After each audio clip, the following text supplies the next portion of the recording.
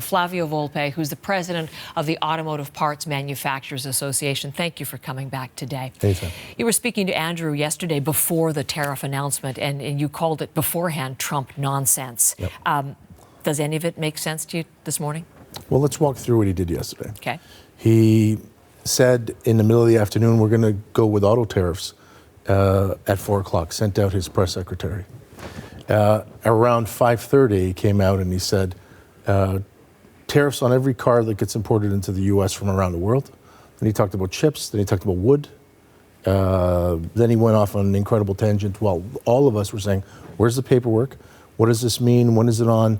What does it have to do with parts and raw materials? And then as we sprinkled through the next couple of hours, we've got a whole bunch of updates as if the federal government was catching up with the president, who was probably looking to distract from something else yesterday. We heard that he said, American parts will have no tariffs. Well, no kidding. They don't come in to the U.S. from the U.S. Right. On parts, other parts, he said, look, on American content inside imported vehicles, you get a credit for that. But the Secretary of Commerce has got to work with CBP, and we're going to see the tariff on parts on May 3rd. So in its totality, tariffs on everything from Canada.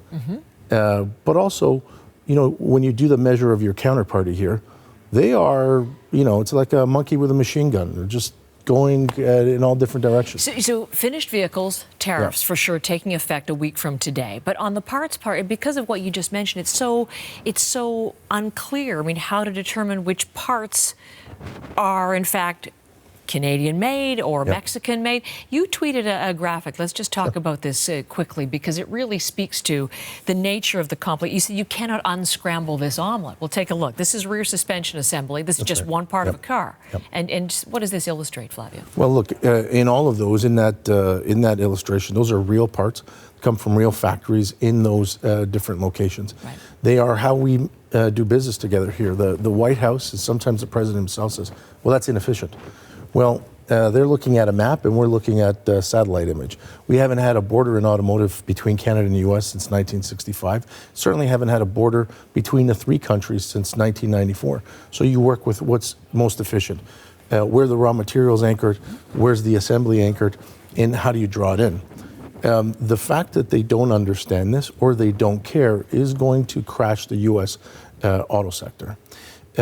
Yesterday, the scheme that they came up with said, well, maybe it isn't 25%. If half of the parts in a car assembled in Canada is American, or like American parts and raw materials, maybe you get a credit against that tariff. Well, even if it's half, it's still twice the profit margin of everybody operating in this.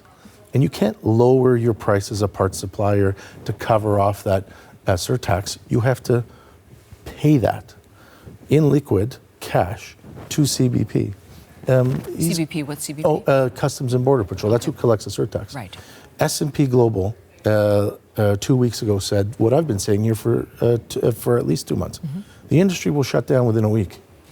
The industry cannot bear these costs, and they can't pass it along to a consumer either. So let's talk about this. That really helps us understand why they've got a little bit of a pause to figure out exactly what would be under these tariffs for parts and where they all fall under trade agreements. But when you talk about consequences, I was just struck. One of my colleagues sent to me, Cox Automotive. Do you know them? I'm not familiar, but that's the world's largest automotive services and technology provider. So this is what their chief economist just said in a phone call with reporters. If the tariffs go through by mid-April, that's not far off, we expect disruptions to virtually all North American vehicle production, 20,000 fewer vehicles every day, which is about a 30% hit to production. This is his prognosis. This is Jonathan Smoke. Bottom line, lower production, tighter supply, higher prices, reminiscent of COVID days, 2021. But then he went on to say few thought it would be possible that we'd break the chain with Mexico and Canada, but it seems like it's about to happen. April 3rd seems a bit like a doomsday if those tariffs on Mexico and Canada go through. I mean, you've been saying something similar, but to hear that again from someone, a world leader in his part of the automotive industry, what do you say in addition? I'll tell you why I'm smiling. I've been saying this since December and January. We have two precedents. We have when the Ambassador Bridge was blockaded, And when the pandemic in March of 2020 caused for everybody to not be able to guarantee that their workforce was there. Cox Automotive is very highly respected. So is S&P Global. So is Linda Hassenfratz, the executive chair of Linamar, who's the second biggest Canadian supplier. But that company's got operations around the world, one of the top 25 suppliers. Everybody in the business knows what's going to happen.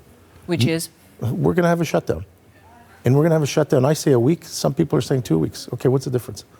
And when you have a shutdown, I just came back from Washington earlier this week, meeting with congressional reps in Alabama and Tennessee. And all I said to them was, forget Oakville and Woodstock and Oshawa.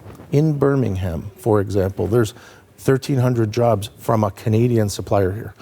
If you let the president take open shots at Canada and they succeed, you have a problem. And by the way, the rest of Birmingham is full of suppliers, 5,000 to 7,000 employees that supply into Mercedes production, which is not going to happen.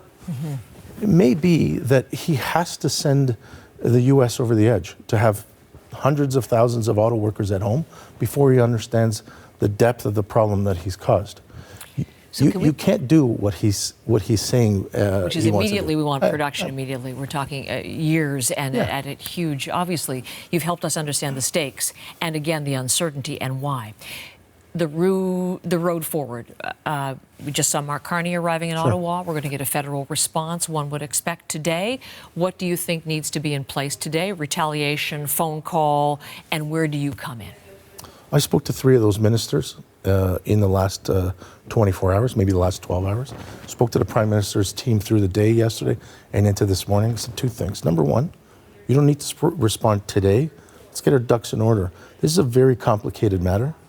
We've been prepared for months, but the fact that he's pulled in the rest of the world and then overnight threatened on Truth Social that if Canada and the EU get together, he's going to punish both countries. The President of the United States thinks Europe is a country. And so he said, let's keep our powder dry until we're ready. And, that just might mean a few days. And then also turned around and said, look, when we did the NAFTA renegotiations, we were at a formal table. There are elements of that government, the USTR, the cabinet minister responsible for trade, that are responsible for the USMCA renegotiations next year. Jameson Greer, he and Lutnick at Commerce have said, well, some of this can be dealt there. Well, maybe we have to use whatever leverage we can to hurt them back and then say, let's get to that table together. That table is math and science. It's probably why they're avoiding it. And then also, we have this rebate program, the EV rebate program, the principles of which all needed to be rejigged. But, we might start thinking about using programs like that. Well, they did for Tesla. Yeah, well, please, if you don't even want to get me talking about Tesla. We don't have time for all of that. No, but they're looking at that, obviously, that rebate program. Yeah, what we're saying is use that similar principles of that to encourage Canadians to buy Canadian cars, Canadian-made cars, half of which are American. So when you say leverage, just before I let you go, what do you think to have most impact there, least impact here? What is the retaliatory strategy that you would like to see, and does there need to be a phone call? Well, I'll say this, there's nothing that we can do that's going to hurt them more than what they just did to themselves. And so we need to keep that close. I said, if we don't need exemptions in auto. If he does this, he's going to put Americans at risk, and that's a piece of leverage that we have. From a retaliatory point of view, there's a limit to what we can do, but if we do it, let's go hard, quick. And I think that's what they're prepared to do. Does there need to be a phone call? Look, one thing that's resonated with me from Mark Carney for the last month or so is when the President of the United States shows respect for our sovereignty, then we can come to the table. There's no point in having a Zelensky moment. And even on a call, in the call, what are we going to say? We shouldn't be pleading our case. We should be presenting math. But if he's not prepared to receive the math, let's put politics aside.